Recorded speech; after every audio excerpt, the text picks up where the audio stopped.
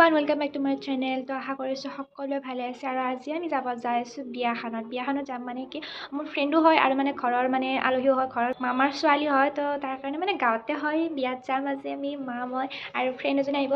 তো এনেকৈ একেলগে যাম আৰু দেখাই আছোঁ মই কি কাপোৰ পিন্ধো। আৰু এইযোৰ হৈছে মোৰ কাপোৰ আৰু ফুলি চুলি লিপষ্টিক একদম একেলগে উলিয়াই লৈছোঁ আৰু ইয়া মোৰ হৈ গ'ল কমপ্লিট। আৰু যিহেতু ঠাণ্ডা বতৰ মানে বৰষুণো দি আছে, আজি ভাবিলোঁ চুলিকেইটা এনেকৈ মেলি যাম। তো এনেকুৱা লাগিছে জানাব আৰু মই দেখাই আছোঁ মই ক্লাছখনত।